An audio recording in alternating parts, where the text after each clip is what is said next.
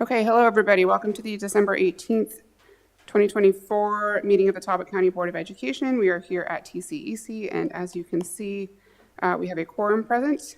And so I move, new statement.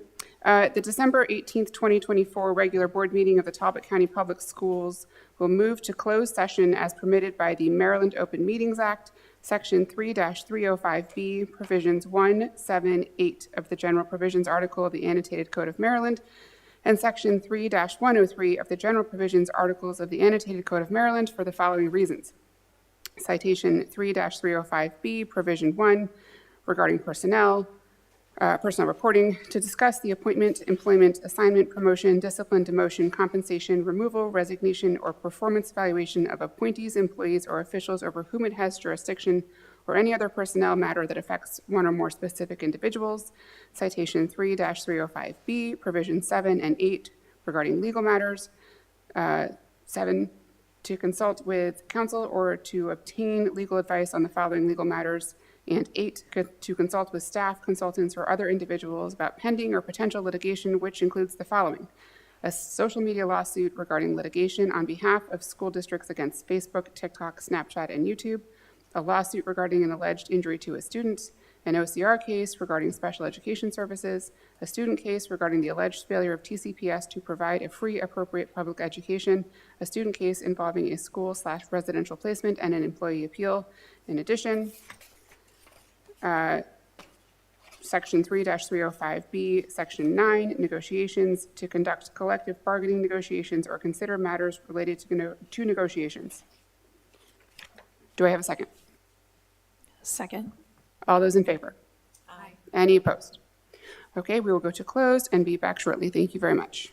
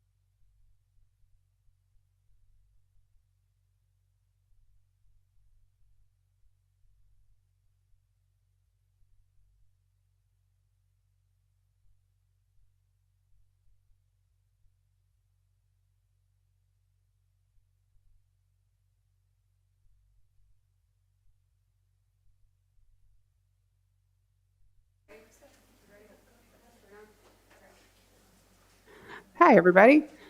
Welcome back to the Talbot County Board of Education regular meeting.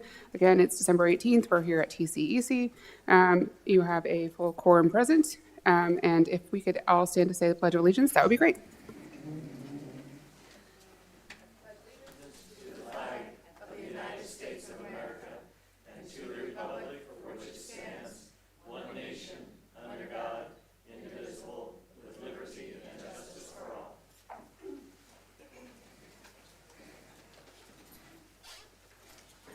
Do I have a motion to approve tonight's agenda?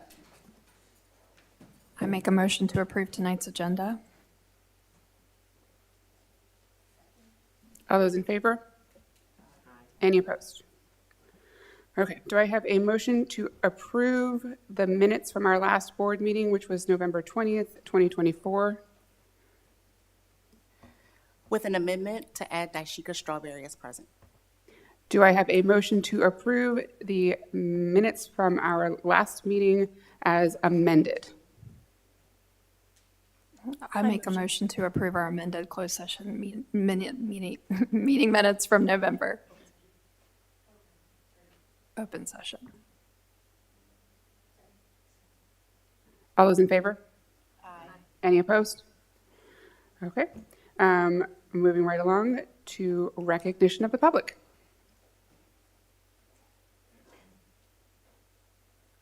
So we just want to start off first by recognizing our 3 new board members who have joined us. They were sworn in at the December 16th meeting, so this is their first official meeting, so we want to welcome all 3.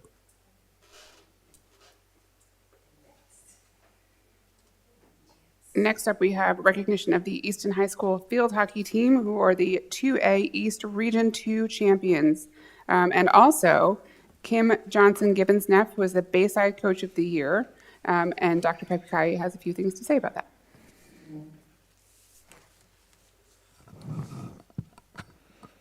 So let's start off with our coaches.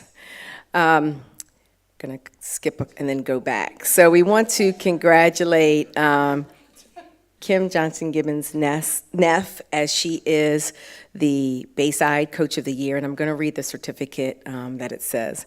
In recognition of and thanks for your endless energy and enthusiasm for your dedication to both the success of the field hockey team of Easton High School and to each of the students you coach. We extend our congratulations to you on being named Bayside Coach of the Year. So congratulations and come on up. Congratulations. And we'll get a picture.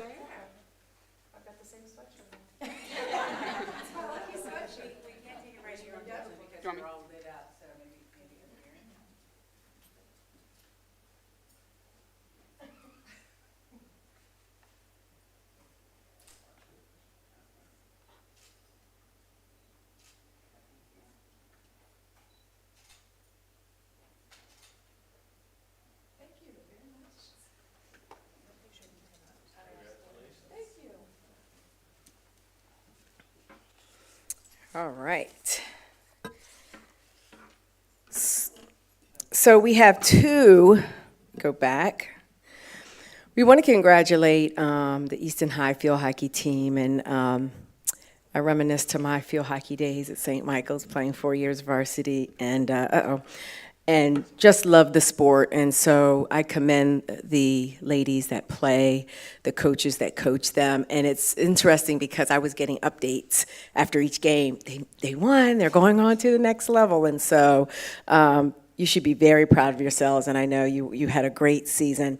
You could see all the names here on the screen. However, just 2 are with us this evening that we want to give them their certificates, although we have certificates for everyone.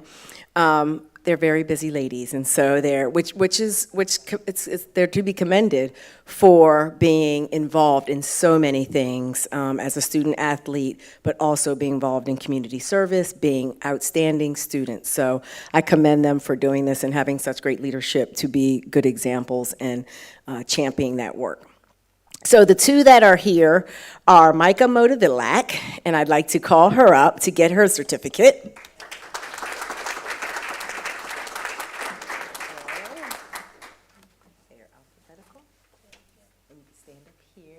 So we can take your picture. And the second is Ryan Quick.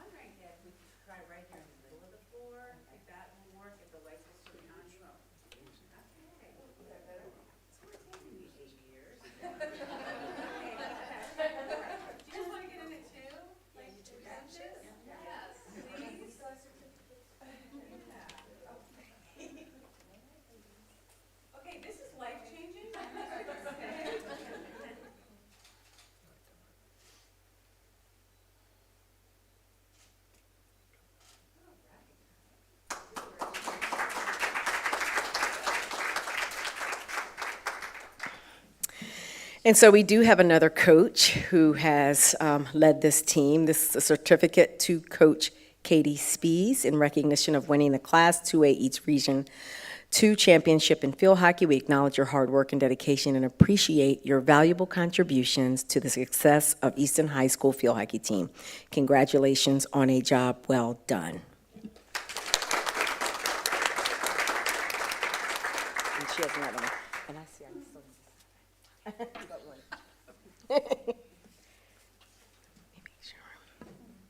All right. So congratulations again for all of your work, and thank you, Micah and Ryan, for coming out and being here. So thank you.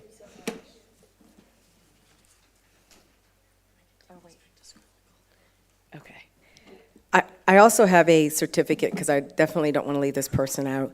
Dominica Phoenix, who's the team manager, and so she does have a certificate here in recognition of winning the Class 2A East Region 2 Championship in field hockey. We acknowledge her hard work, dedication, and appreciate your valuable contributions to the success of Easton High School field hockey team.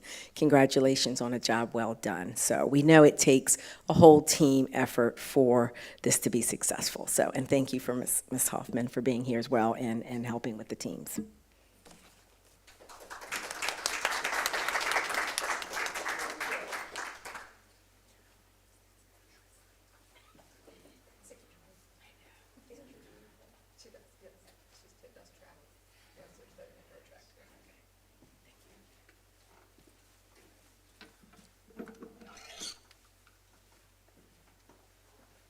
Okay, next recognition of the public will be presented by Mrs. Jones, and it's the Giant Food Recognition for Nourishing Our Youth Grant.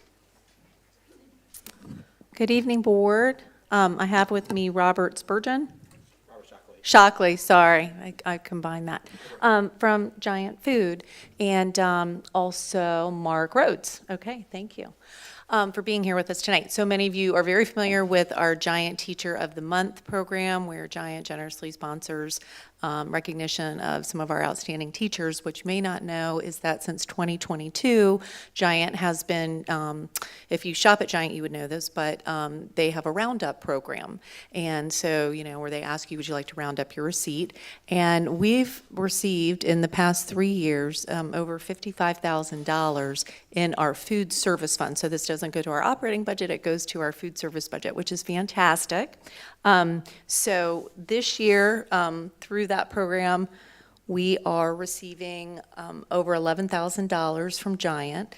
So that's through your generous donations and the Nourishing Our Youth Fund sponsored by Giant. So we've used some of that money in the past in the summers to feed our students at summer school, to feed our students in the Critchlow centers that otherwise would not have lunch or would have to have mom and dad provide lunch. So that's how we've been using that money primarily, and a few other programs, and we're excited to explore some other options. So, summertime is a time in particular when our kids aren't in school, and so those of us that can come to us and get nourishment in the summer, that's a really important service that we can provide. So we thank Giant for that.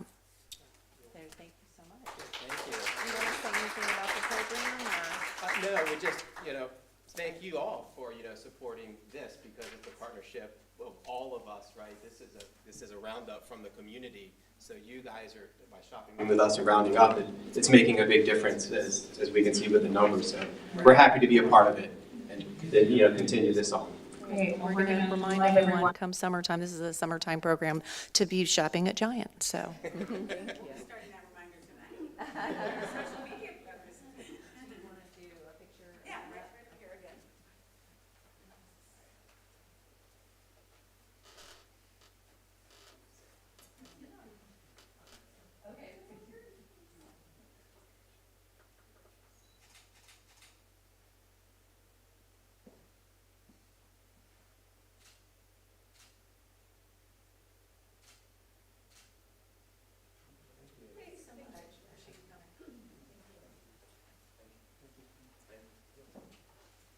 Thank you so much, everybody. Next on the list, we have public comment, and nobody has signed up this evening. Is there anybody in the audience who would like to make a comment? Okay. Moving right along to student board member reports. First up is Bryn from St. Michael's.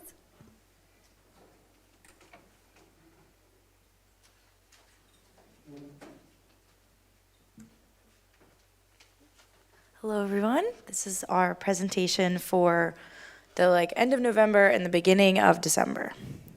So first, tonight we'll be talking about sports, college acceptances, projects and clubs, Super Saints, and then some upcoming things at St. Michael's. So first, winter sports are just getting started. We have basketball for girls and boys, as well as wrestling.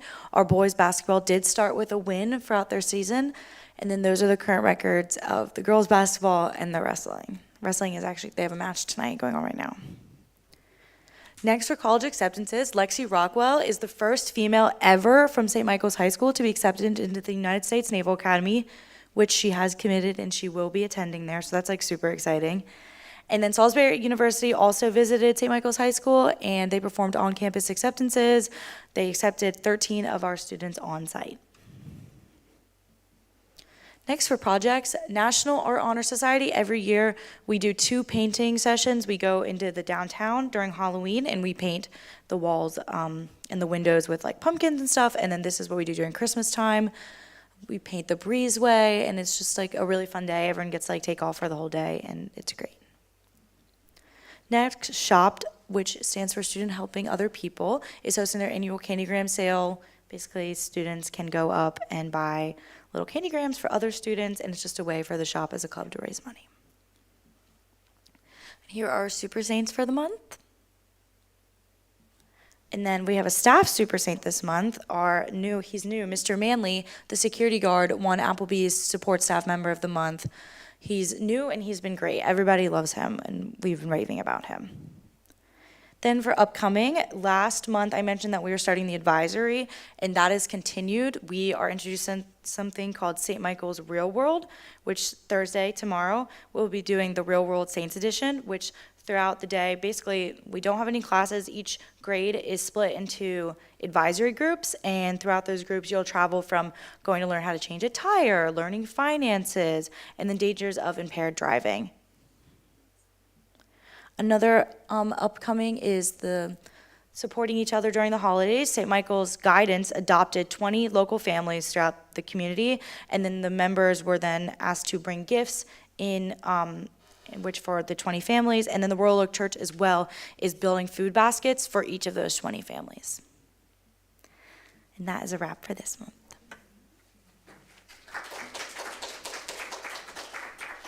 Thank you so much, Bryn. Gabriella, you are on deck.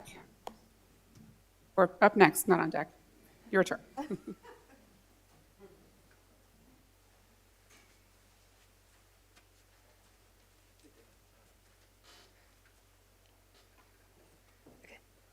Okay, hi, this is the December and end of November update for the Board of Ed. First, I want to start off by highlighting our service that our school has been participating in. We are currently partaking in a care closet donation drive. So Easton High School has a care closet that has hygiene products and clothing to support the students in need. And so each grade level has a box in the library, and whoever has the most donated wins, I believe, a pizza party. And St. Peter's and Paul and Easton High School partnered together to have a food drive to support the local community, and donations were taken during the basketball game in which they played each other. And then for school spirit, our students have been working hard on designing a new mural. This is by the entrance of our gymnasium, so you're reminded of our warrior spirit when you walk into basketball games or wrestling matches and anything else taking place in the gym. This design was designed by a student, and the art in A&P classes painted this. Also, we have a holiday bulletin board right now, and one of the EHS staff members created this. And then we do have a new opportunity taking place.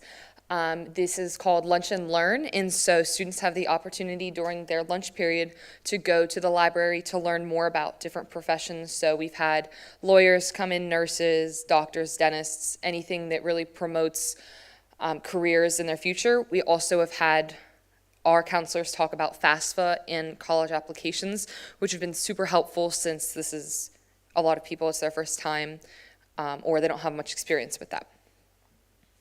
And then for sports, our swim team right now is currently undefeated, the girls. And we most recently beat Stephen Decatur, which was a huge win for us. And then the hockey team is also undefeated right now, taking home a 3-2 win against St. Peter's and Paul this past Friday night. And then some more activities going on around our school. We have the Pulsera Project, which is partnered with the AP Spanish students. And this is where Central American artists create bracelets and handmade items, and we sell them at EHS, and all of the proceeds go back to the Central American artists to kind of rebuild and continue moving forward with their development. And then our after-grad hosted a senior scavenger hunt recently, and the class of 2025, we gathered together in the school parking lot, and we enjoyed cookies and hot cocoa, and then we went on a car scavenger hunt around the town of Easton and took pictures with different Christmas lights and whatnot. And then upcoming, we have our annual holiday talent show. This is the EHS staff from last year that partook in this, doing synchronized swimming. And each year, the Spirit Committee hosts this, and it is just so much fun. It's the last day before holiday break, and all the students look forward to it. And we also are having National Honor Society inductions January 9th. And that's it.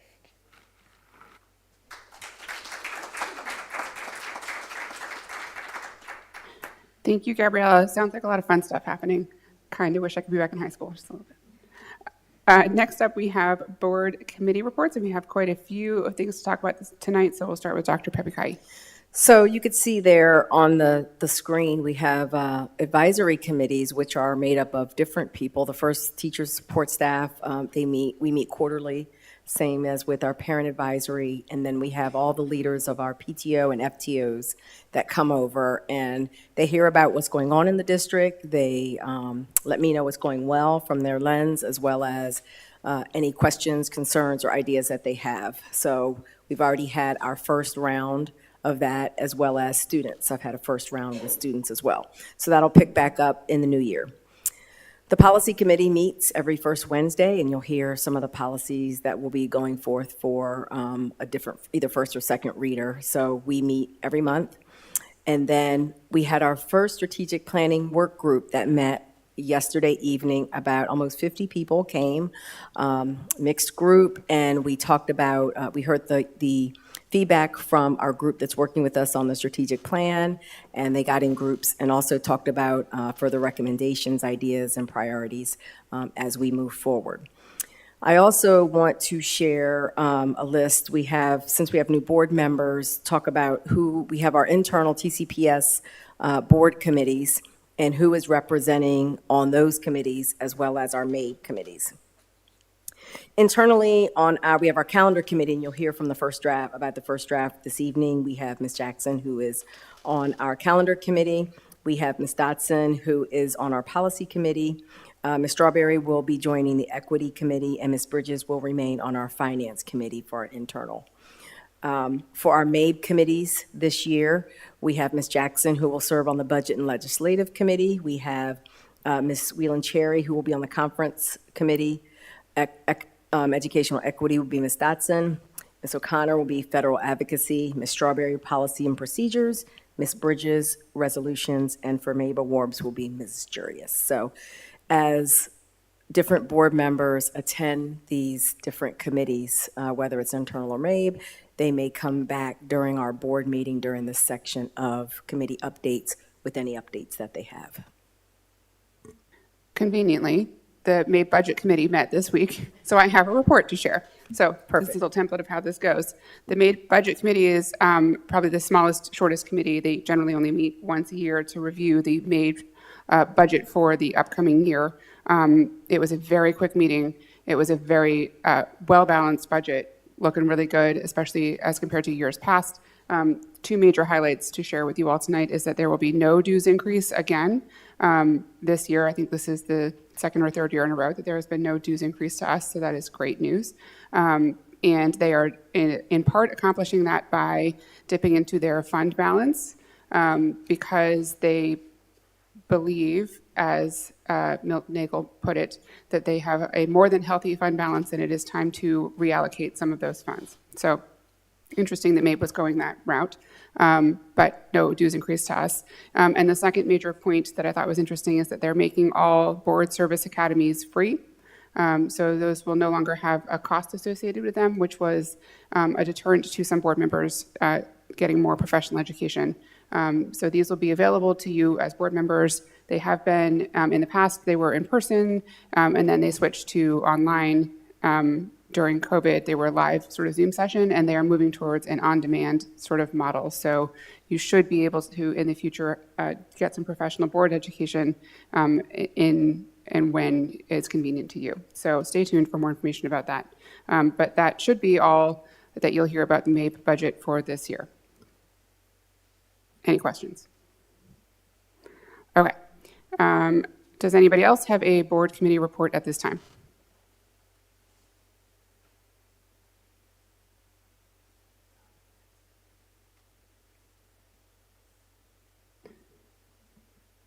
Okay.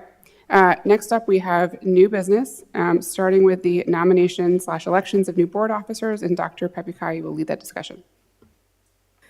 So each year, or when the time comes, we have our new officers that are elected by the board. We have a nominating that consists of members of the board that puts together a slate, and then those nominations are brought forth, which I will read them, and for the board to vote on. So Just quickly to interject, for our new board members, because you haven't done this before, historically what happens is that the president appoints or requests a nominating committee to volunteer themselves. There is no policy or standard procedure for how the nominating committee is chosen. It's just kind of at will, whoever the president selects or whoever decides that they want to.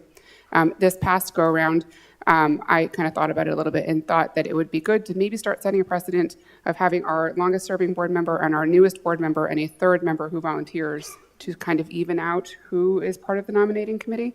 So that is who the nominating committee was made up of this past time. It was Mrs. Wheeler, who has been our longest serving board member. It was Mrs. Strawberry, who was our newest board member, and it was Mrs. Bridges, who nicely volunteered for the committee. So just some background of who was on it and how we got there, so you know for when we come around to this next year.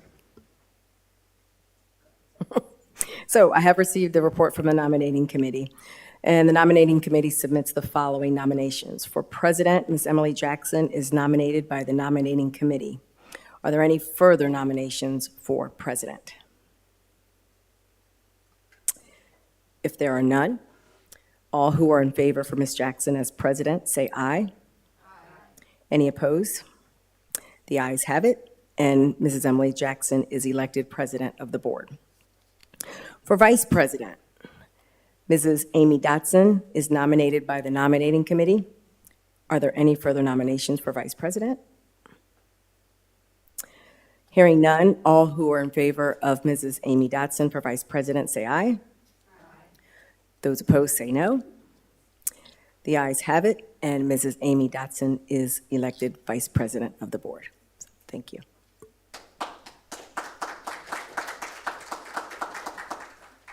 Thank you very much.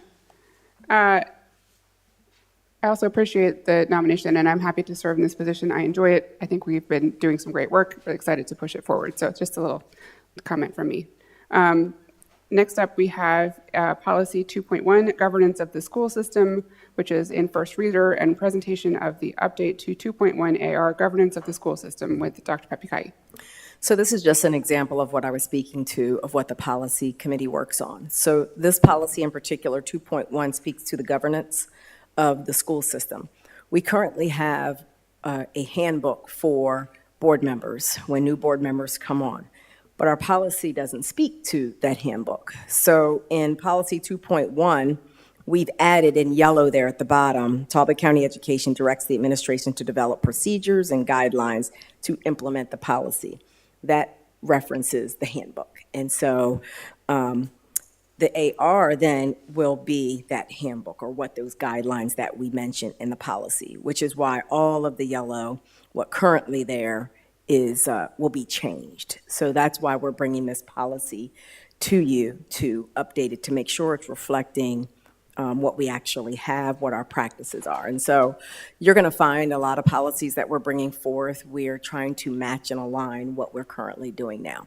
So I'm bringing this to you, 2.1, the governance of the school system, for first reader. Does anybody have any questions about policy 2.1 at this time? We're not voting on this tonight. It will move to second reader, just so you know. So this is just for your information. Yes. Yeah, I would change the name from Talbot County Board of Education to Board of Education of Talbot County, which is the correct name. Thank you. Anybody else? Questions or administrative comments? Okay. As per policy, this is for this is first reader, which means it's for your information. It will come back to us. We don't have to vote on it. It will come back to us next month, and that time we will vote on it and decide whether it moves into policy, does not go anywhere, or does not move into policy. Everybody good? Okay. Next, we have, I'm lost. Policy review 9.21, field trips and presentation of update to 9.21 AR field trips. So field trips came up. As you could see on the left-hand side, there's no yellow, there's no changes, because policy 9.21 stands as is. However, this policy did go before the policy committee because we wanted to make changes in the AR. For the new board members, AR are kind of those guidelines, regulations that you don't vote on, but we always like to bring them with the policy. So particular to the AR with field trips, we had a very nice discussion, and we were able, in your portal, you could see the changes that we want to make to the AR. For example, giving nurse, it currently stated 48 hours. After discussion, we heard that we wanted to extend that to 72 hours, giving nurses more ample time. There were other things that we changed as far as having overnight field trips come before the board in the AR. And so what you could see from your view is the AR with all of the yellow, with the added changes that the group has talked about for our AR. Another part of our conversation were the actual forms that go home to parents, making sure that what's on there is accurate, make sure that it's clear and concise. And so we made some changes to those permission forms, getting some examples from some of the schools and what they're currently using. So that is all about 9.21 with field trips. I have a couple of questions. I haven't had a chance to thoroughly go through this AR yet, but I've had two things come up over the years about field trips, which I'm curious are addressed in here. The first is it used to be practice, and I don't know if it was policy, that field trips could only take place within Talbot County. Is that addressed in this AR? So I don't know if Dr. Einhorn wants to jump in, but that was a long conversation that we had as our policy committee. A lot of what has come up is our transportation, being able to have a bus that's taking a class to a field trip but getting back to be able to run our routes. And so that came up, and it's nice to have teachers on the policy committee who can give their firsthand account of what takes place. So that came out, and we're still talking about how can we come up with those workarounds where possibly classrooms and staff members aren't constrained to limiting their field trips using our buses or any, transportation being a hindrance. We live in such a great area with access to so many wonderful academic opportunities that it is, don't get me wrong, there's plenty of them in Talbot County too. But I know that teachers do kind of run out of ideas or have gone to the same places many times before. So I'd be curious to, I'd be amenable to seeing a policy that included out-of-county field trips. The second question was around timing around decisions around field trips. I know that there has been some major delays. Field trips have been requested and haven't been approved within a timely fashion. Is there some sort of time limit on when an approval must be given or a denial or so teachers can make plans around what they want to do? In those circumstances where there's a concern about a delay, I would encourage the teacher to reach out to the Office of Teaching and Learning, Ms. Robin Warner, to determine what the holdup is. Sometimes there is paperwork that is missing. If they're using contract buses, contracts have to be signed. So there are several things that can hold it up. It can also be held up if the field trips are not submitted on time at the front end. So please just encourage those teachers to reach out to Ms. Warner directly to check the status of their field trip. And that was another conversation point we had, and I'll just use one of the teachers who's on the committee, talks about the forms being able to get to their administrator months in advance so that everything's ready in place. So what it does is has our staff planning ahead well in advance. Now, we do know some things come up that may have just come on our radar, but as much as possible, looking at our forms, our administrators are making sure that our staff has their stuff well in advance so that everything can be in a line for the trip. I have a question about the background checks. Is that something we're going to provide through the school, or would that be contracted outside? There's a lot of intricacies to that, and I certainly agree with that. Is that something that we take into consideration now or later?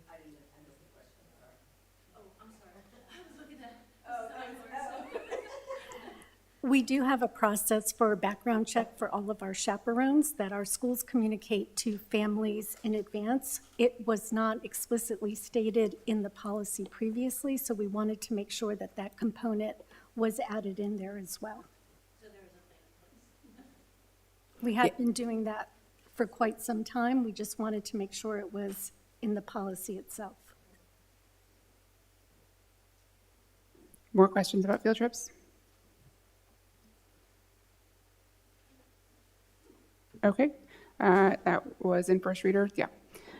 Moving along, we have the Maryland State School Report Card with Dr. Einhorn.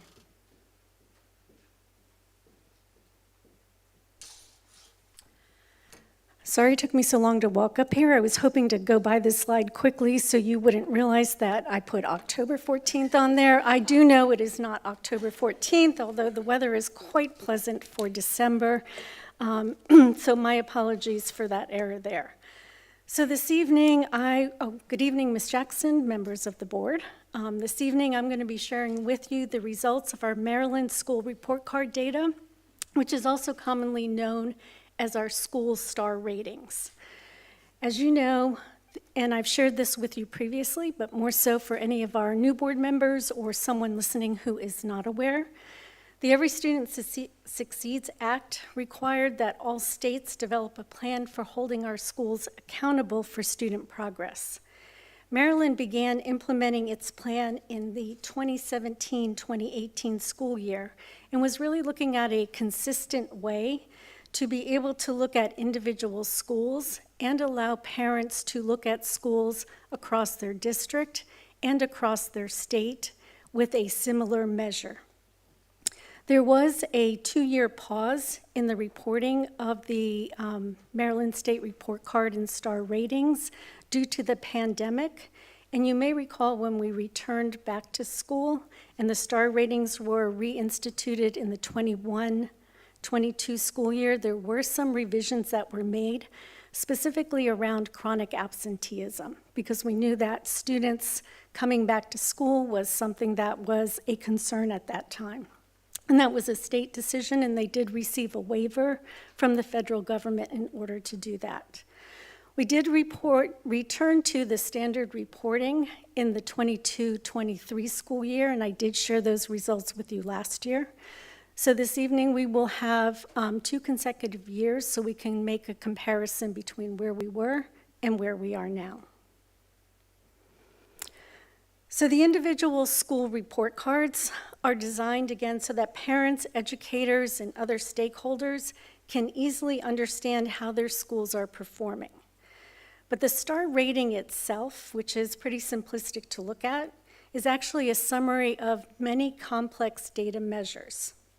The formulas associated with the data measures are used to award points for both the measure and the indicator areas within each measure. Those points are awarded using a percent of the whole model and assigned point models. The sum of all the points generate a percentage that indicates the overall star designation that's given to that school. The complexity of translating the multiple data measures to points and converting that to percentages is the reason why that both at the district level and at each one of our individual school levels, we have to closely examine the information to identify the root cause that will drive our school improvement efforts, because there's so much information behind those stars.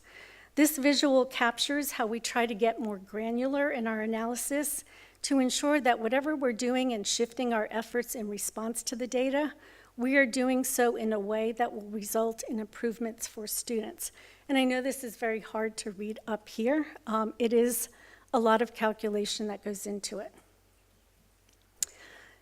And it gets even more granular. So the final star ratings and percentile rank for each school is based on multiple indicators. For all of our schools, this includes academic achievement, which is students who are proficient on English language arts and mathematics MCAP. And we looked at that data earlier this year. It also includes progress in achieving English language proficiency for our students, and school quality and student success, which includes looking at students who are not chronically absent, the climate survey, which we have talked about before, the state one, and also we look at our internal one as a interim data measure, but this is the state climate survey. Student enrollment in a well-rounded curriculum. At elementary and middle school, there's also an academic progress component, which includes individual student growth on MCAP from year to year. So they want to make sure that students, even if they're not proficient, which is one measure, they're still making growth up the levels or within a level. In our elementary and middle schools, it also includes the state science test and students earning credit in core coursework and the state social studies test in middle school. So there are many things that go into that star rating. The additional indicators in high school include graduation rate and readiness for post-secondary success. So each of these charts is a further explanation of how these calculations are made from all those data measures in each one of the grade bands. So we break it down by those grade bands and within individual schools. As I've shared before, there's also a 35-page guidebook document that helps us understand how this calculation is made. And that's really important for us to ensure that we really are getting to the root cause of what are our needs, and then how do we make improvements. So this slide shows the 23-24 star rankings for Talbot County Public Schools. We have 3 4-star schools, White Marsh Chapel and St. Michael's Elementary. You will notice that St. Michael's stars are in green because that indicates that this year they moved from a 3 last year to a 4 this year. So they made a growth in their star level. If you recall from our MCAP presentation earlier this year, White Marsh Elementary School made significant gains in student proficiency, particularly in mathematics. And I know Ms. Seidel and her school were very hopeful that they would move to 5-star. But even with that significant growth that we saw in MCAP for them, they still remain a 4-star school because there are so many other factors that go into calculating the score. We do also have 4 3-star schools, Easton Elementary, Tillman Elementary, Easton High School, and St. Michael's Middle High School. This year, you'll notice that Easton Middle School went from a 3 to a 2-star school, indicating that change as a decrease with the red stars on the screen. Given the number of factors that make up the star rating and the complexity of the formulas, I wanted to share with you a deeper dive into what impacted the decrease in stars for Easton Middle School. So we all have a better understanding of what's happening so that we are making the correct decisions for our schools. So while the Maryland School Report Card, if you go online and look at it, shows that there was no change in academic achievement and academic progress for points earned at Easton Middle, when we do a closer examination of what is in those pieces, we do see that there was a slight increase, but it was not notable in the MSDE reporting because they truncate the values for their calculations. So we go all the way down to see where are we making any growth, because growth is important. So while it did not factor into increased points as they switched those conversions, there was growth in each of those areas. While small, there was still growth in them for Easton Middle School. In addition, there was growth that was shown on the report card, large enough to create those additional measures moving up in progress in achieving English language proficiency for our students at Easton Middle School. So, for example, in academic achievement, when you look at the different measures that make that up, Easton Middle School saw an increase in student performance in English language arts, but there was not a significant increase for students in mathematics, as we know. So growth in one part, but not in the other. And I do want to say that this suggests for our team, as we're looking at academic achievement, that the steps that Ms. Murdoch and her school are putting in place at Easton Middle are having an impact on improving outcomes for students, even though it doesn't show up in that calculation for the star rating. And I'll go into a few more details as to why. As we look at the graphic, you'll notice there's a large section in red, and that is the reason why Easton Middle went from a 3-star designation to a 2-star designation.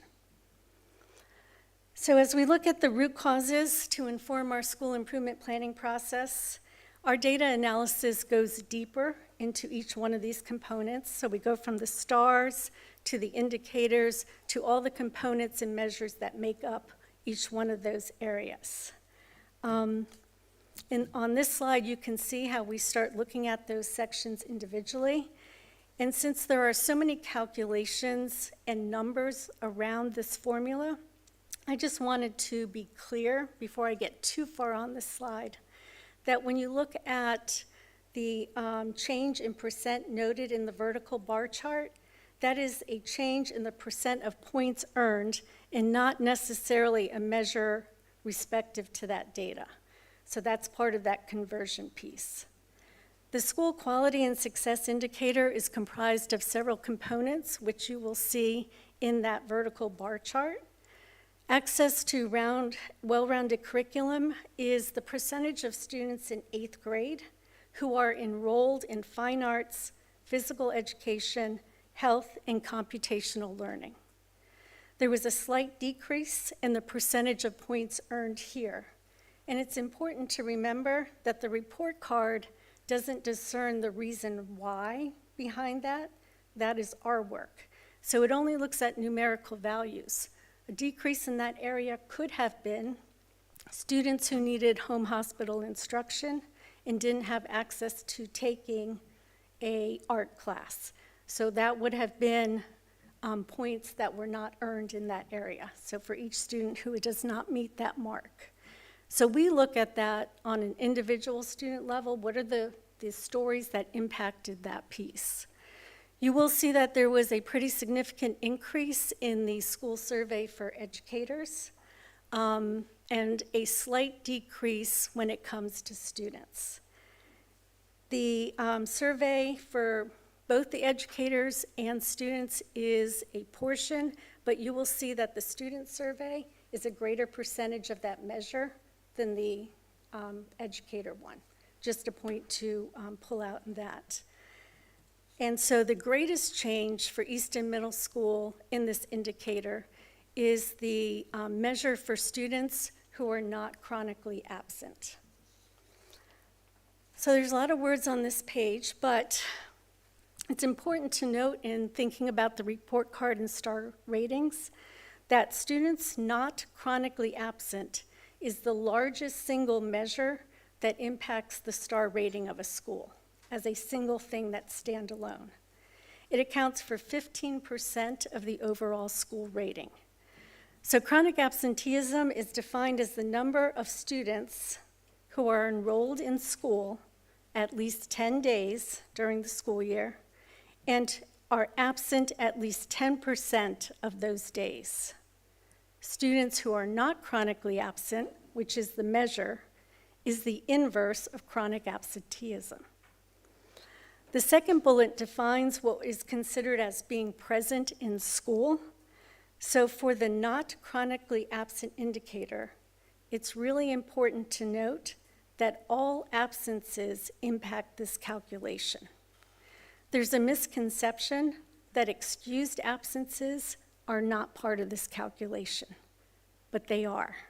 Every absence, whether you're excused or unexcused, impacts whether or not you are considered chronically absent from school.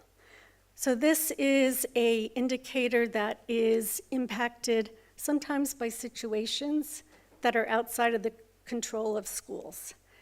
Our schools do a great job of trying to encourage school attendance, incentives, but we do also know that there are other reasons why students need to be out of school. For some students, that could be a family vacation, which may be excused, but does count towards those days. It could be periods of illness throughout the school year, again, excused, but still counts towards this measure. So I thought it was important to clarify that this measure includes all absences, excused or unexcused. So I wanted to be clear this evening that my intent is not to suggest that we should be happy with a 2-star rating for any of our schools in Talbot County Public Schools. But it was my hope to try to be able to give you more context so that we're not reacting in a way that undermines the powerful shifts that Ms. Murdoch, her administrative team, and the entire staff at Easton Middle School are currently implementing that are beginning to show positive changes in student academic achievement. And I know that with time, support from this board, that Easton Middle School will continue to see gains in their school improvement efforts. And I'm really proud of their innovation and persistence in looking at ways to improve outcomes for the students they serve and the students that we all support here. So, one, on the screen now, this is the information how to reach the state report card. And we also have QR codes for each one of our individual schools so that you have the opportunity to look at them in a little bit more depth. I do want to congratulate all of our schools for the work they are doing. There is a lot that goes into these star ratings, and they are really taking the time to dig into it through their school improvement process to ensure that we're doing the work that we need to do.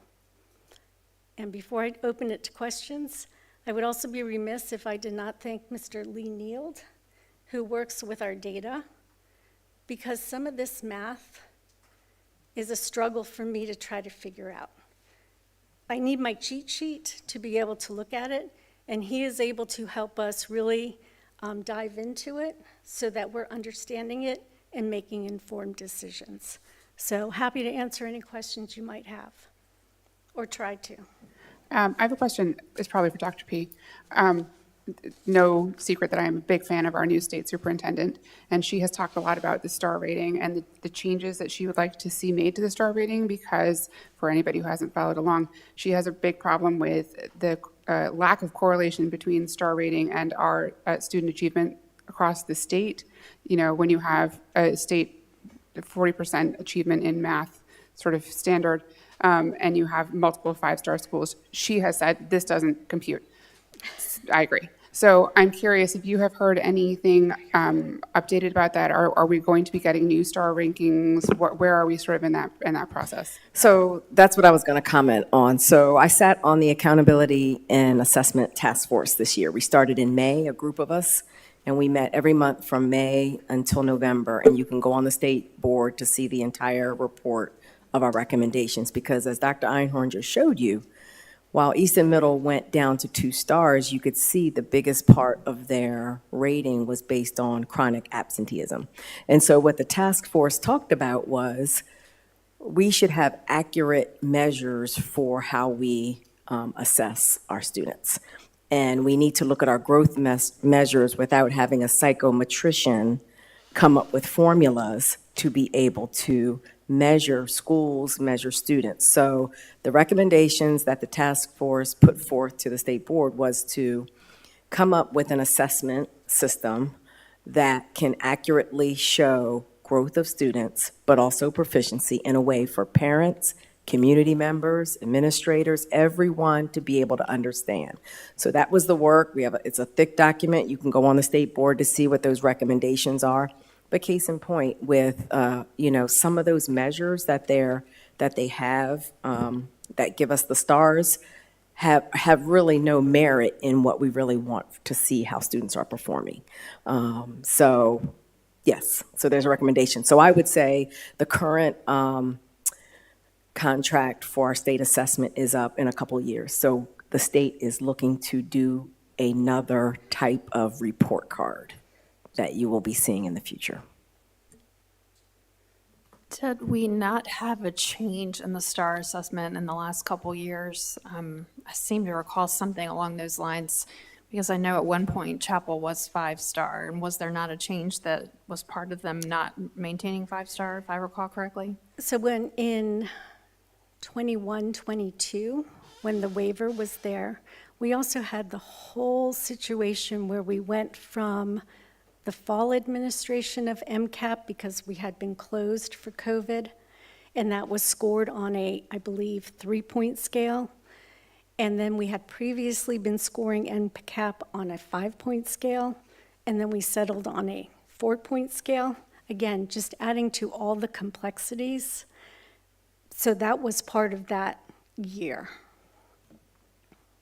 And there were many schools in the state and districts last year who saw a decrease in their star ratings due to the chronic absenteeism piece being reintroduced in the star ratings, because we are still managing the impact of those school closures. It is still difficult to get some students to return to school consistently. We know that some of the social emotional concerns that were exacerbated by the pandemic have made consistent school attendance difficult for some students. So that was one issue last year that districts really were asking the state to consider reconsidering, but it is part of our federally mandated accountability system. Thank you. I also wanted to say, while we all would like to see a better star rating for these schools, especially Easton Middle, I've spoken to some parents of students at Easton Middle, and they give glowing reports of what they're doing over there. And some of our neighboring counties did not fare so well with the star system. So keep up the work. There's still plenty of work to do, but thank you. Ms. Dobson, I really thank you for that comment, because I see every day the work that Easton Middle School is doing. So to have this be the measure of your work is really hard. So I appreciate your recognition of what's happening there and the effort they're putting in. So that was my question too, with absenteeism. We have some investigation going on into what is causing that, so it's not carried over into the high school? Yes, we are always looking at our attendance rate. Ms. Spurrier in her office in Student Services is working directly with schools, with our school social workers, and our school's administration and teachers, because sometimes teachers have the closest connection to students. So just making sure that we have several checkpoints in place. But again, that chronic absenteeism doesn't account for things that sometimes families are making decisions for their families on, right? Sometimes you can only take your family vacation in, I don't know, October, right? So we really want to get the message out to the community. Students need to be in school to learn, and hopefully understanding chronic absenteeism will encourage people to think about maybe we can move this to another time. And do we have supports in place for the teachers who are dealing with some of these social emotional issues in the middle school? We do, and we've had several presentations from Ms. Spurrier's office, both through Dr. Rob Schmidt and Ms. Spurrier regarding the social emotional supports we've put in place. We've been able to have social workers in each one of our schools who can work with students and intervene with their families to try to get students to school. We also have a grant partnership with community agencies who have professionals who are coming into our school who are working with students. So we've been very fortunate in Talbot County to be able to layer in those resources to help our students be successful. I just don't want to overlook those children who might have approved CHIPS form. So is there any recommendation moving forward that those particular students can be filtered out from this measure? Because we don't want that to reflect on the schools negatively, but at the same time, we also want to make sure that our children are taken care of physically and mentally with those types of illnesses. And that's actually one of the reasons why I'm very excited about Dr. Wright's perspective, and also the opportunity for our superintendent to sit in those conversations to make sure that we are making some changes to this system that do honor the needs of all of our students. I think too, and you've seen, which is why we take our own internal approach, and we just don't wait for the stars to come out one time a year, or the MCAT results to come out one time a year. That's why we have been and will continue to look at our data internally frequently to make sure we're looking and celebrating the growth that we're seeing at Easton Middle School and all of our schools.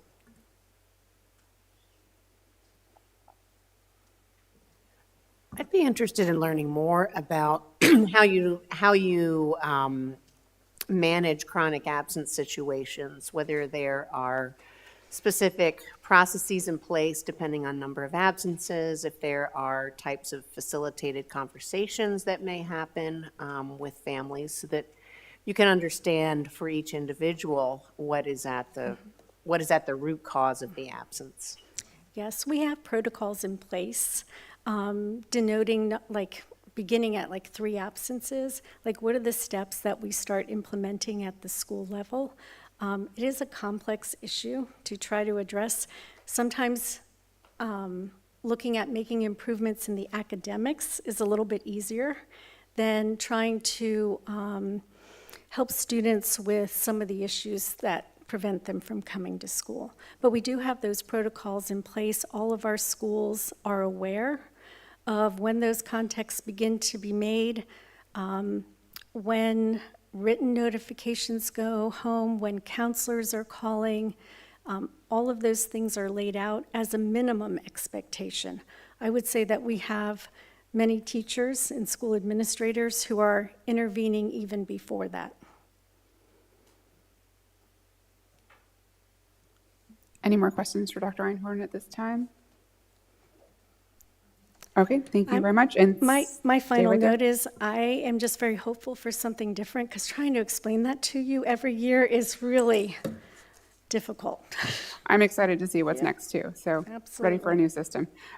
You're up next, so stay put, please. And drum roll, everybody's favorite, the Calendar Committee 2025-26 first reader. Dr. Einhorn, what do you have for us? It is my pleasure, as it is every year, to bring you the first draft of the 25-26 school year. I do want to say that the committee heard the desire to look at multiple year calendars, but a lot of the discussion that came up in the calendar committee kind of put a pause on that, because there were some really creative thinking that started going on in that committee. So I am bringing you next year's school calendar only. As always, the initial draft of the school calendar is the work of a committee comprised of teachers, parents, and administrators from our county schools, many who are volunteered to participate and some who want to join us as well. It's very difficult to get the whole committee together, so I do want to acknowledge the individuals who are listed here who were on the committee and were consistent members of the committee, but there were a few others who were able to come to one meeting and often lend a very good perspective but not be parts of the entire conversation. Do also want to recognize Mr. Bill Keswick. He is our supervisor of science, health, PE, and he also manages our Title IV grant. But as one of his other duties as assigned, he is the chair of this committee. He has extensive knowledge about the requirements with calendar, but he also is a good taskmaster to rein in conversations and get some work done. So I want to thank him for taking on that task. It was a very robust conversation from the few sessions I was able to attend. So again, just as a reminder, and an introduction for some of our new school board members, the calendar is always governed to comply with COMAR, which indicates that we have to have 180 student days. We are required to have that number for students, and that schools have to be closed on specified holidays, which you see listed up here. So the calendar committee starts with a review of COMAR so that they know that that is part of their charge to ensure that we are compliant with that. The Talbot County Public School calendar also needs to honor the negotiated agreement with our teaching staff and our support staff. And for our teachers, this includes time for grading at the end of each marking term so that they can accurately report to parents and complete all the requirements of assessing student for report cards. It also includes ensuring that we have a no-touch day at the beginning of the school year and at the end, so teachers are able to do the important work in setting up their classrooms, preparing their materials for students to arrive with no other professional learning or requirements on those days. They just need that time to work. And the negotiated agreement also outlines the number of work days for teachers tenured, our second and third year teachers, and then also our newly employed teachers. And for our newly employed teachers, that time includes all of their onboarding, so they come in before second and third year teachers. So at the last board meeting, you requested that I provide you with some past calendar survey results. In the past, we have put out a survey that is online and available to anyone who wants to complete it. Historically, we've had anywhere from 200 to 600 individuals respond to the survey, and with very small variance, it's usually about 50% parents responding, 40% staff responding, and 7 to 8% students, and usually just 2 to 3% from our community. The largest number of responses we have ever received was in 2019, when there were 1,390 responses to the survey. I'm looking around, I believe, Ms. Jackson, you are the only board member who was here at that time, and we put forth 5 draft calendars in that year. Our lowest response rate was last year, where we only had 182 people responding to the survey.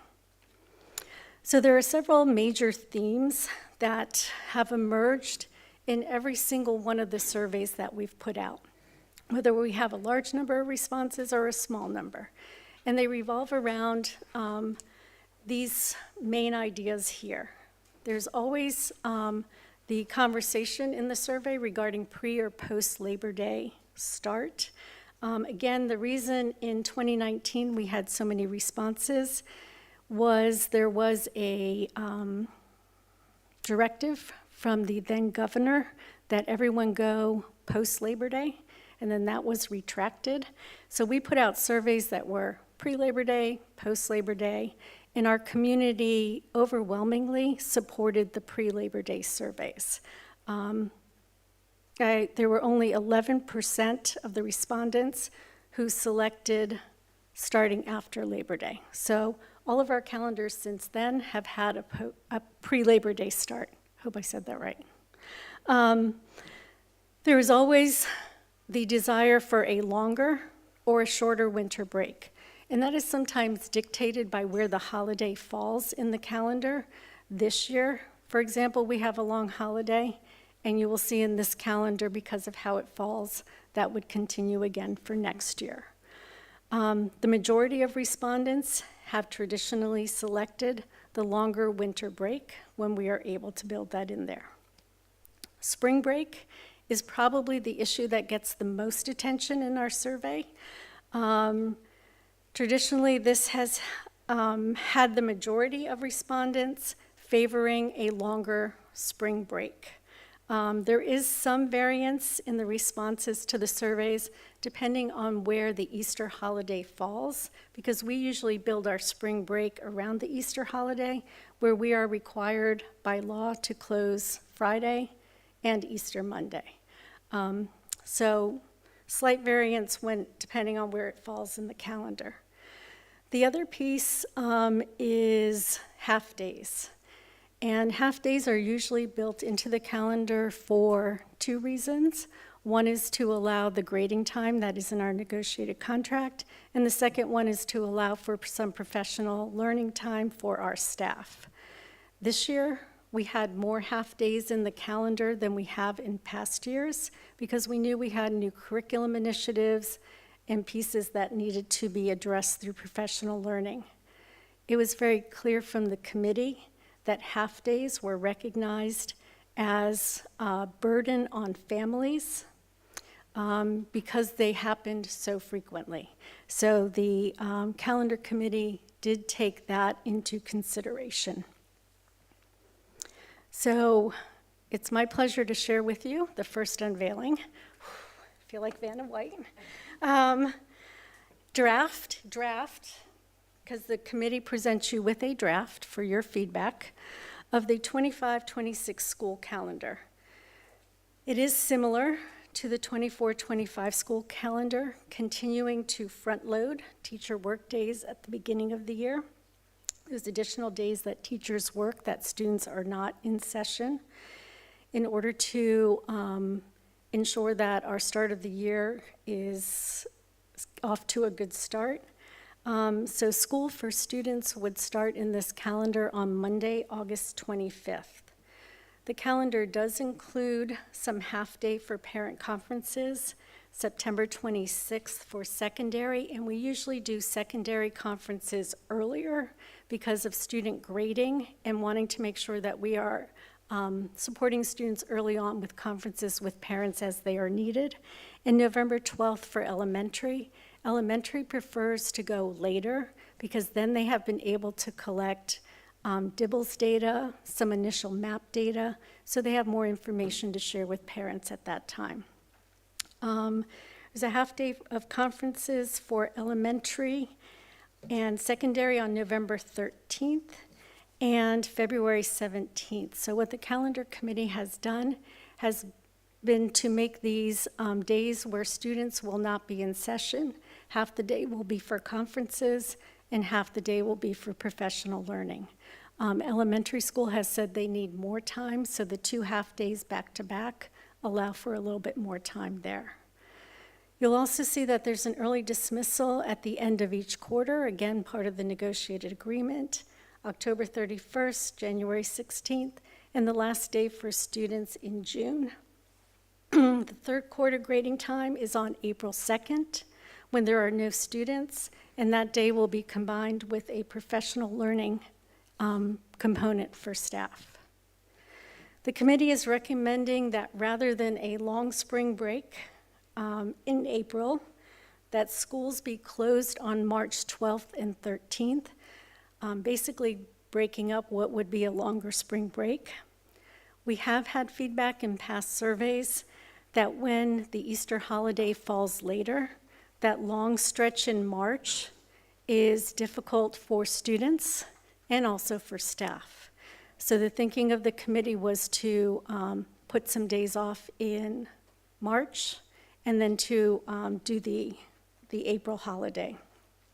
Dividing the break would also minimize the impact on our students who rely on the support of our schools for their meal support.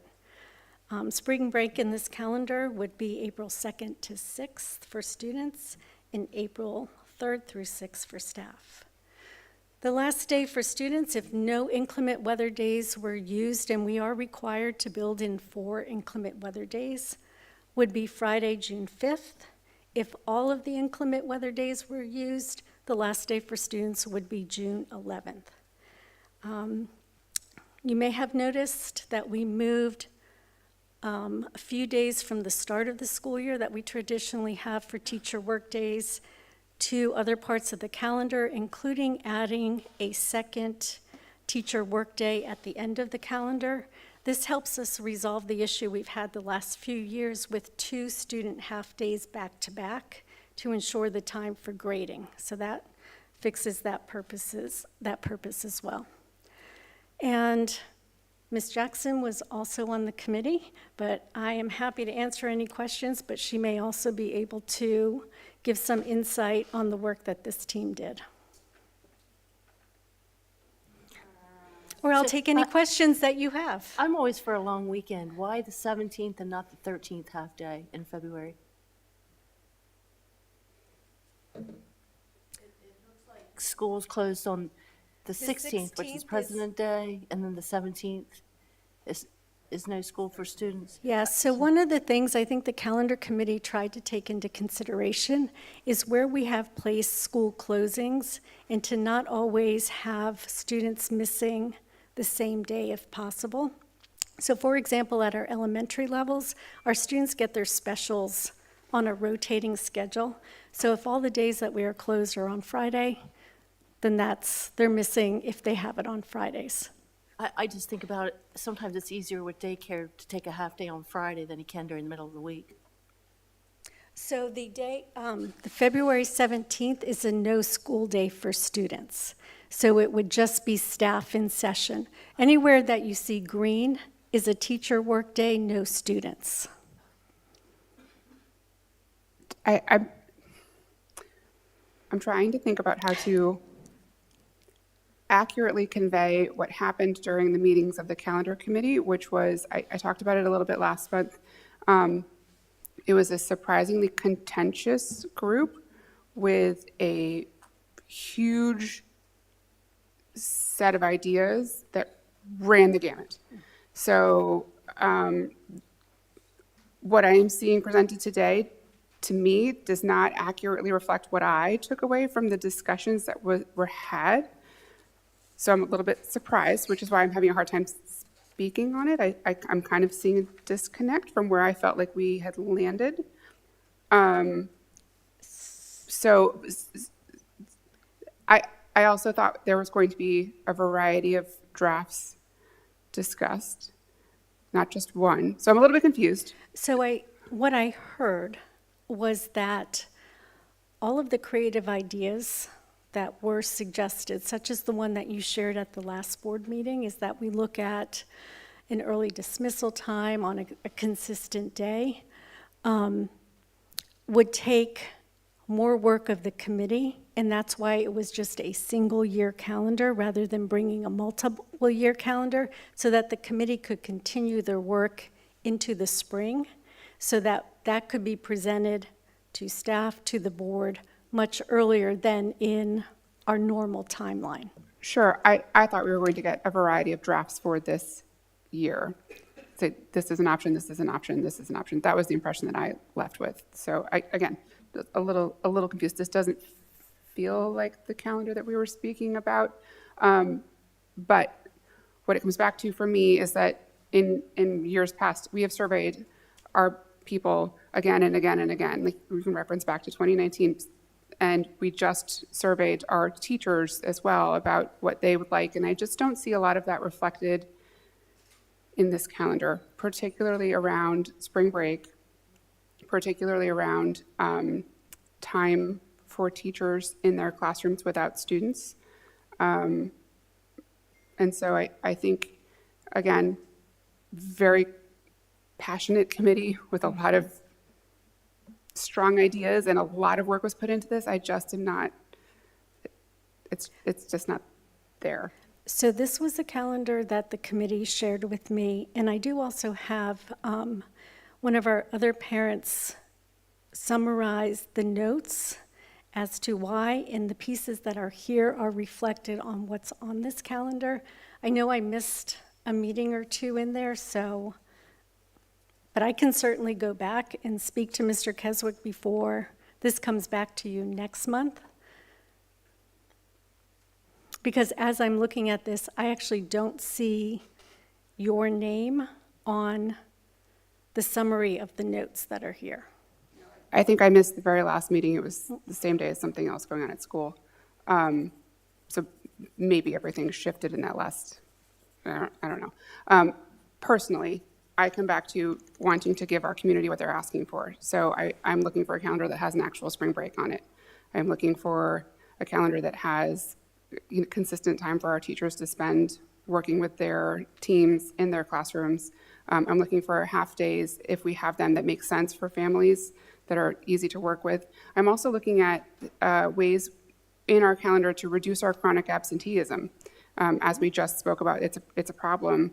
And so if people are going to take their kids out anyway, or there's going to be a time when we are going to have chronically absent students or a large number of students absent, I think we should consider that and try and plan a calendar around that, work with what's happening rather than against it. One note that we had as a board, I don't remember when this came up, was that we would like to try to align with other counties around us on their calendars. And I did ask a couple of board members in a couple of other counties, and everybody does their calendars differently. So Queen Anne's County, for example, puts together 3 draft calendars and then puts them out to the public, and the public votes, and that's how they choose. So aligning with another county in that way, that particular county will be very difficult unless we want to wait for everybody to do their calendar and then try and cherry pick. So to be quite honest, the committee did hear the directive to look and consider surrounding counties, and we knew that we couldn't align with everyone. So what they did was they considered Caroline County, because our students go cross-county to Caroline County. So we thought, in terms of trying to preserve instructional time for our students, it was most important to be as closely aligned to theirs as possible. But again, the time frame when people develop their calendars and what they're willing to share before it goes to their board is sometimes not aligned with our schedule. But I do know that they looked at Caroline's. It's not a one-for-one match, but it's pretty close.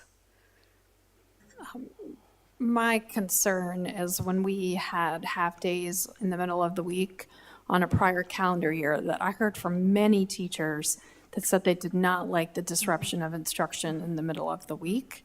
And also, as a working parent, middle of the week half-days are very challenging with the job. And that's why you don't see any of those here. In addition, there are fewer half-days, because the committee did hear from parents that the half-days were very disruptive. So it's a balance, right? Because we know that we need professional learning for our staff. We know that we have constraints about the number of days students and staff are working. So again, this is what they shared with me and the notes I have from their last meeting. So aside from the half-days, I think it looks good. Maybe take one of those March days and tack it onto spring break, depending on what everybody else thinks, but otherwise, I think it looks good. I think the March break is wonderful from a mental health standpoint, because March is long, dreary, and everybody, kids, parents, and teachers, need a little break. And I think that's a really good thing to do.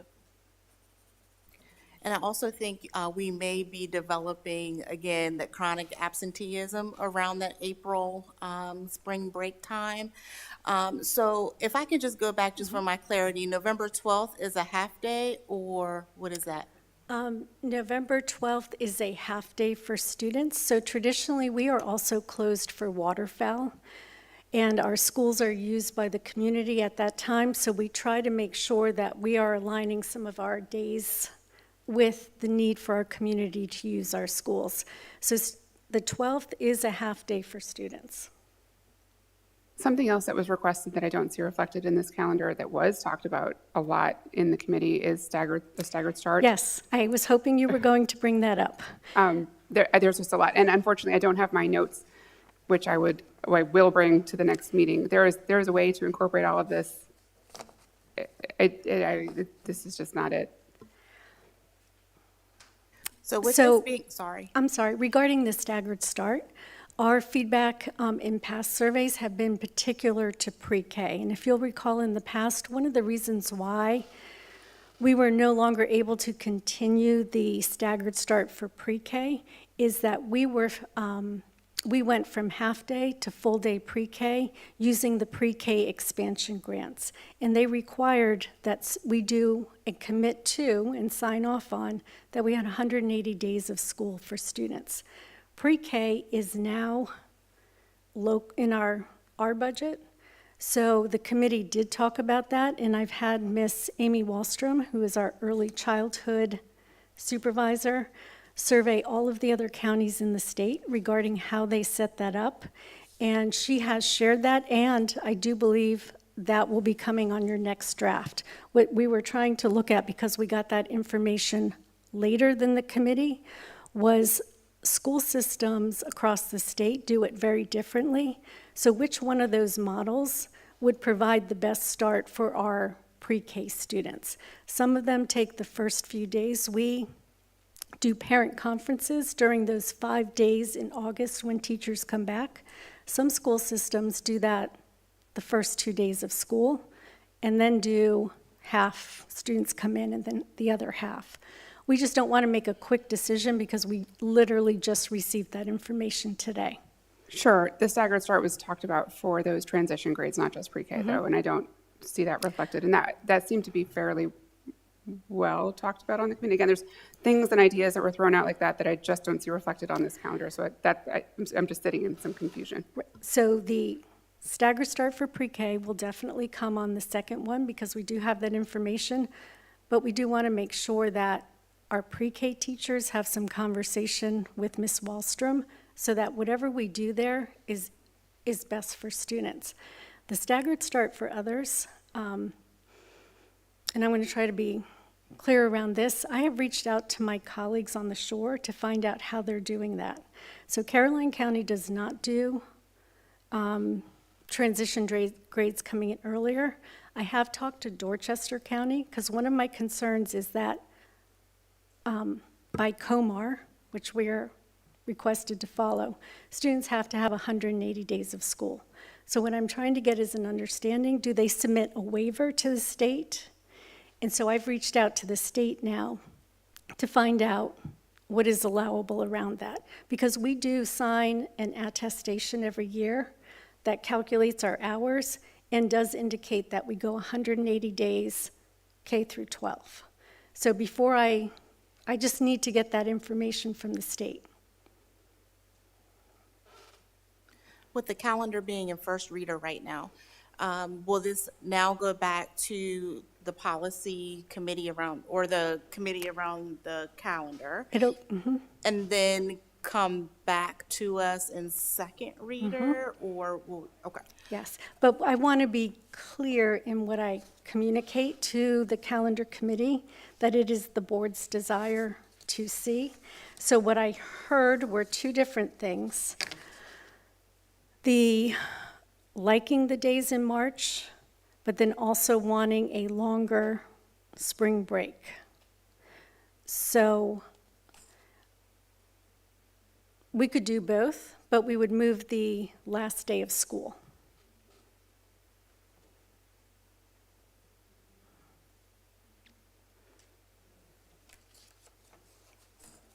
I think consistent breaks for both our staff and students, for their mental health, for their travel needs, for looking at colleges, for healing from illness, for whatever you're talking about is important. And I think we've heard that again and again and again from our surveys. Not only is spring break important, but consistent time off throughout the year. I don't think we want to be looking at a calendar that we come back January 2nd or January 5th and go straight through until April. I think that's also not a healthy option. But again, there are ways to put this together that do make sense and don't look like this. Well, again, this was the final calendar that the calendar committee put together, and I will be happy to share the notes from that meeting with you. So one thing, so we'll bring this back, but we'll also bring the additions. I think we have to put everything out on the table because we have constraints. We can't have it both ways, and while I know we want extra days off, I hear loud and clear from parents of childcare, but we also want to balance, because I also hear from staff, more planning time. So we just have to find what is that balance, go back to the committee. One thing I wrote down as well as when we have the full view, we'll break it down by month and have the number of days per quarter, number of PD days, number of instructional days, and number of half days, which I hear there's none during the middle of the week, I don't think. Is that correct? Except for that November date around Waterfowl. Mm-hmm. So we'll be able to see a whole glance view of those days that we've all been talking about, all on a one summary page after we look at each month. So just want to thank the calendar committee for all of the work, because I know it's a lot of time and effort being put in looking at what COMAR says, what our negotiated agreement says, and then listening to what everybody in the community is also saying, so.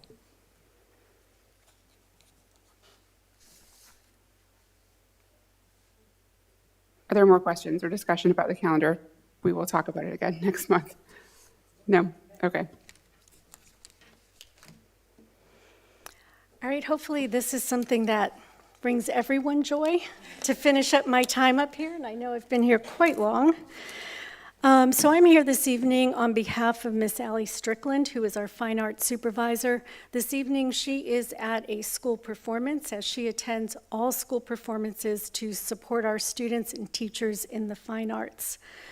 I'm here to give you a brief update on an amazing project that she is facilitating.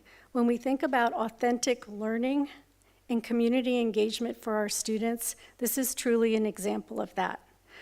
The Easton Elementary School Public Art Project is part of the Maryland State Arts Council Public Art Across Maryland New Artwork Grant Program. It supports public art initiatives in newly renovated or state agency affiliated spaces. So in 2023, under the leadership of Mr. Redman, who was our former fine arts supervisor, and a committee he pulled together, they were able to receive a grant to start planning for this initiative. The project was intended for the Easton Elementary School campus, since it was newly renovated, and was meant to celebrate the rich history of the Moton High School site, which used to be there, and to honor the contributions of Moton alumni, and to reflect how Easton Elementary School is continuing to develop as a vibrant, diverse community for our students and the family it serves. The project was meant to make connections for our students and our community between our rich past history and our present reality of trying to engage students, family, and community members in conversations about the rich legacy of our community, the moral courage that has been shown by Talbot County residents, and particularly our Moton High School alumni, but also just our shared community within Talbot County. The project manager for this was selected as part of the initial grant process. His name is Patrick Rogan, and he has extensive experience in crafting community-centered art in public art spaces. He has really taken on the initiative of engaging a broad range of our community and our students in meaningful conversations that really explore the importance of this project. He's created dialogue spaces for our students, Moton alumni, PTO members, all facets of the Easton Elementary School community to make sure that many voices would be informing this project. So you can see on this slide here some examples of what happened so far in this project. There was a call for middle and high school students to participate in this because we want it to be driven by our talented students. And there was also outreach to our students who participate in BAM and Chess MRC to be part of this project as well. So you can see some initial work that they did there. He reached out to Easton Middle School students to get more ideas from them, to talk to them about storytelling and how we capture and honor the history of our community, and tied it to the Moton High School site. In December of 2023, the staff at Easton Elementary School and the PTO gave some feedback to this. They worked on an activity which made them think about really just one word that captures that rich history of their school. Then he reached out to our high school students in AP Spanish to get their thoughts, their insights on this, and also worked with our AP Art students to come up with some concepts and themes for the possible design. He also met, as you can see at the bottom, with the Moton High School Alumni Association to get their ideas on the proposal and what they would like to see captured in that project as well. And finally, sorry, got that already. We have 5 Easton High School artists who were really developing the concepts around this. So right now, we are in the process of seeking the second part of this grant, which if we are awarded that grant, we would be able to begin this art installation outside of Easton Elementary School, with the hope of it beginning in summer of 2025. So this project really represents the power of public art to bring members of our community together and to really just celebrate the rich history of our community, to honor the diversity that lives in our community, but also to inspire our future generations by collaborating on storytelling and capturing the history that we have here. So I just wanted to share the progress that we've made on this thus far, to let you know that we are very hopeful that we will move on to the development and the installation stage in summer of 2025. We're pretty confident about that recipient of that grant. And also just to highlight this as a great example of authentic learning for our students. And since she's not here tonight, I do want to thank Allie Strickland for her stewardship of this project, because she has really worked closely with Mr. Rogan to ensure that a wide range of stakeholders are part of this project, because that's truly what it's intended to do, is to bring us together. So happy to answer any questions you have, and looking forward to Allie coming and sharing more updates with you in the future. I'm on the Talbot Arts Committee, so just make sure she does apply for that, for help. Am I done now? Thank you, Dr. Einhorn. Am I done now? Yes, you are done. Next up, we have unfinished business. Policy Code 2.3, Code of Ethics, which is in second reader, and presentation of 2.3 AR Code of Ethics with Dr. Pepe Kai. So this is a policy, and for the new board members, this is an example of a policy. Every now and then we'll have a policy that has to be updated, or from the state says has to have certain language in it. And so we take that information that comes from the state, we explain that to the policy committee, and we make the necessary changes. So this is an example of that, with our code of ethics needing to be updated. Last month, we went through the first reader, so we're back for a second reader and for a passing of this policy to be updated. And the AR is attached as well. Any questions for Dr. Pepikaki? Yes. If I could just add, whatever you approve has to go to the State Ethics Committee for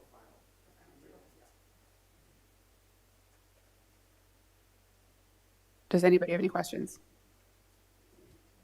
I make a motion that we approve policy 2.3 Code of Ethics as presented this evening. Second. All those in favor? Aye. Any opposed? Okay, thank you very much.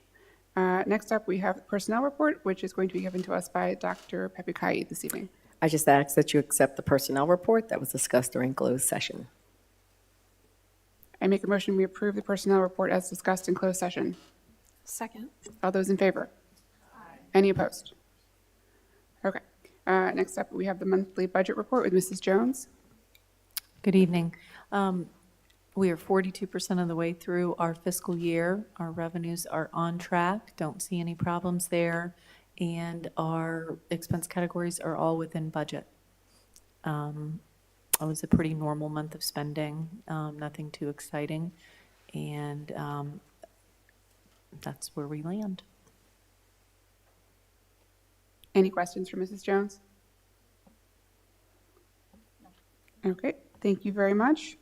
Last on the list is our superintendent's report with Dr. P. So we have included the hot off the press fiscal year 24 annual report that you have a copy of. So we want to thank Ms. Gardner, Ms. Claggett, and all those contributed to the information in the annual report, and of course showcasing our students here in the district. So we are presenting that this evening.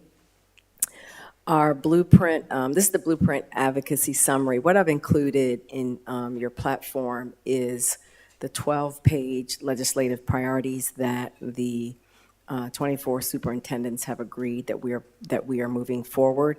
And here's kind of an outline of where we are. So our career ladder submission, which was approved in September, we had to resubmit that. We have done that. We've signed all parties. I want to thank the association for their collaboration with us in getting that signed. It will go before the Accountability Implementation Board tomorrow for that approval. We put in requests for reform of the blueprint, and that's what I spoke about, the 12 pages that you have, that you could see all of our recommendations under each pillar. We sent a letter to the governor on November 26th with those requests. We presented it to the AIB, Dr. Wright, and to the state board on December 5th. We presented it to two of our superintendents, Dr. Simmons from Caroline County and Dr. Bolson from Hartford County. They also spoke at the MACO Winter Conference just last week with those same type of requests and what we're talking about with the blueprint. And so we wait to see what happens. Legislative session begins on January 8th, so we'll see and just wait to see what happens from our request. But you could see everything in there highlighted by priority, what we are doing with that. So I just wanted to keep you abreast of that. Dr. P, I think we touched on this in work session, but for those who were not present or did not get a chance to watch that again, we have talked about the funding formula for the blueprint and how it is not designed for small counties. And I think that we discussed also how ESMIC is kind of trying to tackle that as a group. Yes, the 9 superintendents, that's our priorities as well. So even though there's different groups that meet on a regular basis, all of us are sending the same message. So I'll keep you up to date as things progress with that. And so last week, Ms. Kisa Haith, who is our town council member, she works with our middle school students, a group of girls at Easton Middle School, and every year has a recognition of community partners. And so Easton Middle School was the recipient this year for her organization, and I'll pass around the award that was given and just highlighted the program that took place at the Hyatt last Saturday. Cash for Class. So our teachers submitted grants, and we are fortunate to have a strong partner with Hertrick Chevrolet. And we went around like the Price Patrol and awarded those teachers, the ones who got the grants, for various things. You could see some submitted for a project podcast, some to get, you see a pottery kiln, lending library. So just a wide range of projects that teachers have submitted to do exciting things with students, and then were awarded money to be able to do those projects. So that was exciting. We went around the last few days to do that. And then those of you were probably out on that chilly evening, bundled up, but we had our students there performing. You could see White Marsh, their brand-new band that was out there, the Easton Middle School Chorus, Color Guard. You could see different pictures there that are out, and it was very well attended. A lot of people out just celebrating our students here in the community. And then a list of upcoming events. A lot has taken place, all of our concerts. And then January, we pick right back up to a lot of events that will be taking place. Thank you so much. Okay, for new board members, this is a time where we make remarks based on what happened at the meeting, whatever you want to talk about, however you're feeling. So I'm going to start over on this side so you can see how it goes, and then I'm going to swing back around to you. So Gabriella, do you mind going first? Okay, first I just want to welcome the new members. I'm excited to work with you guys. I also wanted to congratulate Ms. Jackson on president and on vice president. And I also just like the idea of the professional Board of Education training options, just so we all have a little bit more experience. I think that would be great. But yes, thank you. I also wanted to congratulate the new board members, and also about the whole like stars and the ratings and stuff like that. I think that like no matter what the ratings like came out to be, I just like appreciate that like that there's always room for improvement, but also like recognizing that we are as schools all working super hard. And on the calendar, I love that there's minimal half days. Just from now being a senior, I've gone through many years of half days, and when they are in the middle of the week, it is something that interrupts learning so significantly. So I do appreciate that on the new calendar, even though I won't be here next year. Ms. Bridges? I just want to welcome all of you. I'm so glad you're here, and I look forward to all the good work we're going to do in the future. I really want to give thanks to Giant Food. That was a huge lift for a lot of our underserved kids, especially in the summertime. I think that's wonderful. And I want to thank you guys for all the community outreach that you do. That was really heartwarming, so thank you. Ms. Jarius, you ready? I'm ready. Thank you, everyone. I so appreciate the warm welcome. I appreciate the orientations that we have had as new board members, both with Dr. Pepakai and Ms. Eisenberg, giving really a thorough foundation for us, and Ms. Brundage as well, shepherding us through this process. So I really appreciate that we had such a great orientation to know what to expect. Wonderful to hear the presentations of our student board members. It's very heartwarming, I think, for us to hear how this plays out on the ground. It's very wonderful, and your presentations are so thorough and thoughtful. I also really appreciated Dr. Einhorn's many presentations. I know they're not always easy. Sometimes it seems like you have to convey some of the more challenging information, whether it's the calendar or the report card, where we had some highs and some lows. But I really appreciated how you dug into the data for us to really look at where we went down in the case of Easton Middle School, what the root causes were, to help us start to think about what some of the solutions might be. So thank you, everyone. Thank you, everyone else on the board as well. Ms. Dodson? I want to congratulate the Easton Field Hockey team. That's super exciting that they won the championship. I also want to welcome our new board members. I look forward to working with all of you and getting to know all of you better. And I would just want to wish everybody a happy holidays. Ms. Wheeling Chair, are you ready?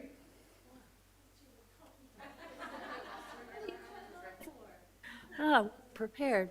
I just want to thank everybody. It's been a great warm welcome and a great orientation, and I look forward to learning more things and serving the schools, the staff, the students, and the public as well. So thank you. Ms. O'Connor? Okay, it's the first time I've spoken. So I'm just taking it all in, and I want to thank you all for the great orientation and the things that are coming up. I'm excited to go into these muscle strengthening exercises as well that's coming up in January. And I want to congratulate Gabriella and Bryn for those amazing remarks in the beginning. I didn't know a lot of those things are happening, and so I'm thinking, what else can we do what else can we do here at the high school with those programs for real life programs that you have mentioned. But I'm just excited to dig in and get busy and really like those, the things that we need to work on. I'm excited to get in there and see some resolutions. Thank you so much.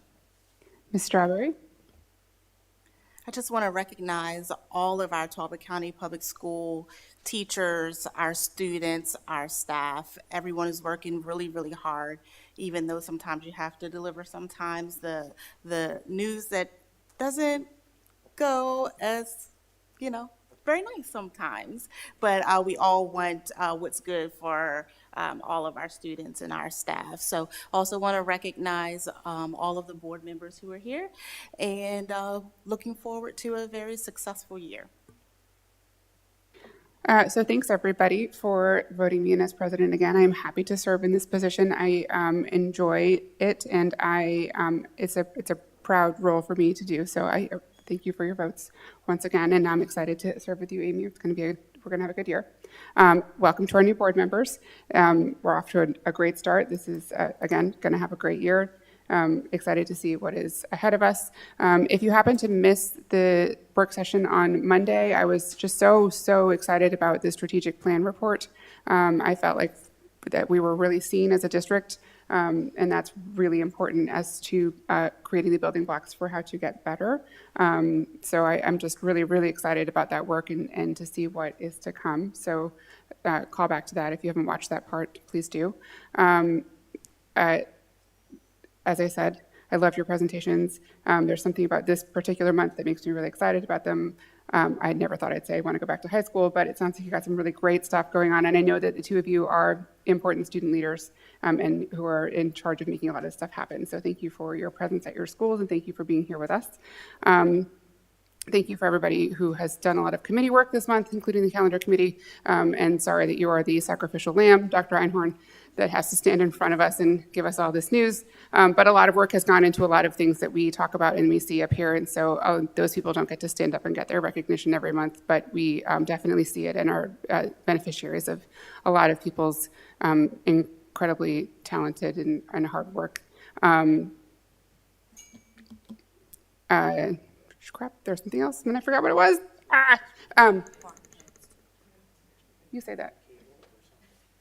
I just forgot to mention, and on behalf of the entire board, recognizing all of our community partnerships who work with our students in order to have great success in life. You talked a lot about the Lunch and Learn. I heard an attorney was there this past week, I think, working with our students and talking a lot about that career path. So that's good, and that opens up the eyes of some of our students who may not see that or see that that's a possibility for their lives. So just want to thank all of our community partnerships who are working with Talbot County Public Schools. Yes, thank you. I still don't remember what I was going to say, but I'm glad that you remembered yours. So happy holidays, everybody. We're excited to hit the ground running in January. Everybody stay safe and stay warm and stay dry. It looks like it's going to rain a lot, so cross your fingers it turns into snow. And with that, I need a new person to make a motion to adjourn the meeting. Who's it going to be? All right. I second it.